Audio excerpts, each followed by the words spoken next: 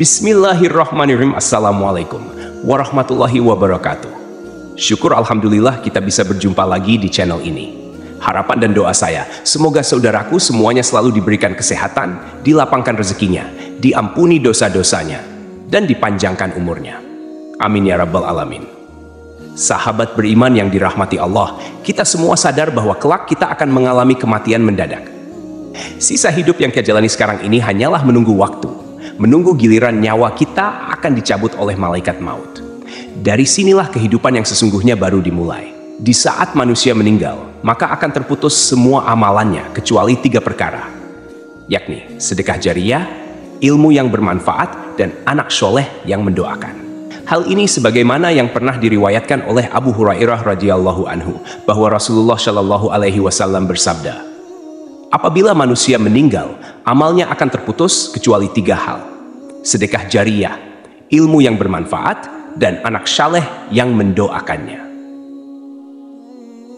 Sebagai seorang muslim yang sadar akan pentingnya bekal amal di hari kiamat, tentu kita akan sangat berharap amal yang pernah kita kerjakan semasa hidup bisa menghantarkan kita menuju surga yang telah Allah sediakan.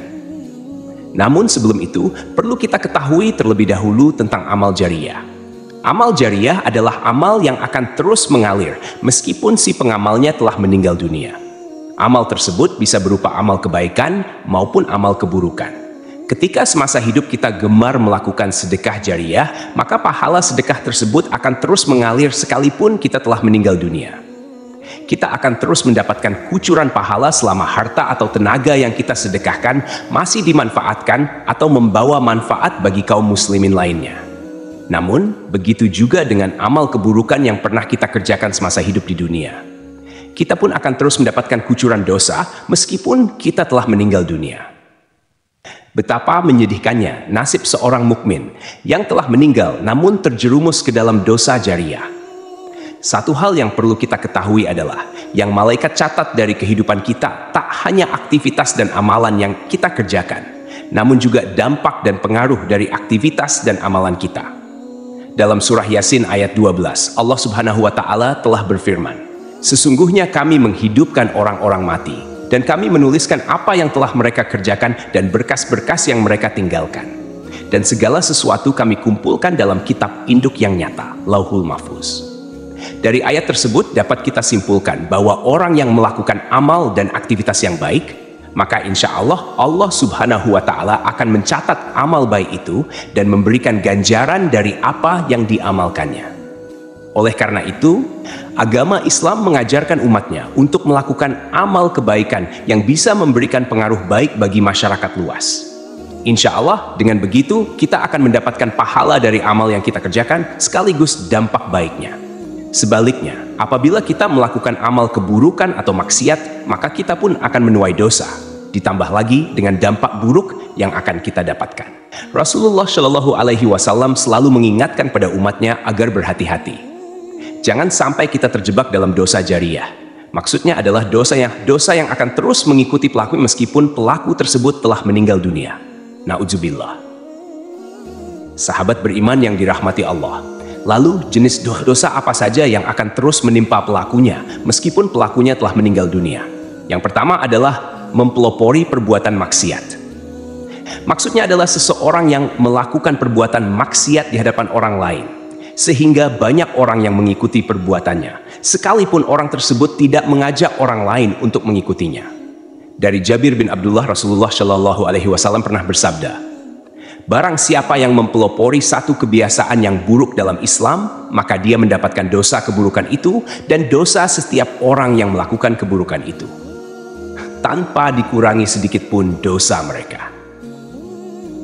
Dari hadis tersebut dapat kita simpulkan bahwa meskipun orang yang menjadi pelopor kemaksiatan tersebut tidak mengajak lingkungan di sekitarnya untuk melakukan hal yang sama, akan tetapi dengan perbuatan yang dikerjakannya tersebut, ia memotivasi orang lain untuk melakukan seperti yang dikerjakannya.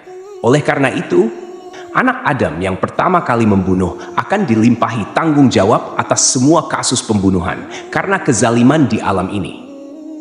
Rasulullah Shallallahu Alaihi Wasallam pernah bersabda, tidak ada satu jiwa yang terbunuh secara zalim, melainkan anak Adam yang pertama kali membunuh akan mendapatkan dosa karena pertumpahan darah itu.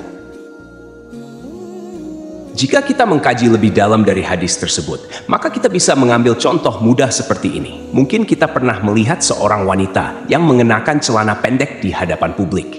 Saat ada wanita lain melihat hal tersebut, maka ia pun menirunya sehingga menjadi ramai dan tidak merasa risih lagi para wanita memakai celana pendek di hadapan publik. Padahal kita semua tahu celana pendek hanya boleh digunakan ketika berada di rumah saja. Mungkin benar, wanita yang pertama kali memakai celana pendek tersebut tidak mengajak orang lain secara terang-terangan. Namun, mengingat wanita tersebut menjadi pelopornya, kemudian banyak yang meniru, maka ia pun mendapatkan kucuran dosa dari semua yang menirunya tanpa dikurangi sedikit pun. Sekalipun pelopor wanita yang mengenakan celana pendek tersebut sudah meninggal dunia. Yang kedua, mengajak melakukan kesesatan dan maksiat. Seorang yang menyuruh atau mengajak pada perbuatan dosa akan mendapatkan pula dosa dari para pengikutnya. Hal ini telah dijelaskan oleh Allah Subhanahu wa Ta'ala dalam Quran Surah An-Nahl ayat 25. Mereka akan memikul dosa-dosanya dengan penuh pada hari kiamat, dan berikut dosa-dosa orang yang mereka sesatkan yang tidak mengetahui sedikit pun bahwa mereka disesatkan. Adapun orang-orang yang termasuk dalam dosa ini adalah para dai yang menyeru kepada kemaksiatan, ataupun tokoh paranormal yang mengajak kepada kesirikan. Orang-orang inilah yang akan terus mendapat aliran dosa sekalipun telah meninggal dunia. Termasuk juga dalam hal ini adalah orang yang menyuruh orang lain berbuat dosa, meski ia sendiri tidak melakukannya. Akan tetapi, orang tersebut mendapatkan dosa dari orang lain yang melakukan apa yang diperintahkannya. Sepanjang masih ada manusia yang mengikutinya menjalankan apa yang diperintahkannya, selama itu pula, orang tersebut akan turut mendapatkan limpahan dosa, sekalipun jasadnya sudah terkubur dalam tanah. Lalu, apa yang harus kita lakukan jika ingin lepas dari dosa jariah? Sahabat beriman yang dirahmati Allah Subhanahu wa Ta'ala, tidak ada cara lain selain segera bertaubat dengan sebenar-benarnya taubat kepada Allah. Jika dari perbuatan tersebut ada yang berupa materi, segeralah untuk membersihkan semuanya dengan cara beramal atau memberikan kepada panti asuhan. Yang terpenting adalah niatkan semua itu karena Allah. Atau jika kita semuanya masih ragu, bisa mendatangi para ulama besar. Mintalah saran dari para habaib. Lalu setelah itu berhentilah dan bertaubatlah. Karena kita semua tahu Allah adalah satu-satunya zat yang maha penerima taubat dari hambanya.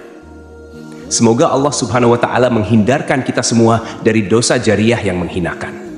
Amin ya Rabbal Alamin. Wallahu alam bishawab. Demikian yang bisa saya bagikan. Semoga bermanfaat untuk kita semua. Assalamualaikum warahmatullahi wabarakatuh.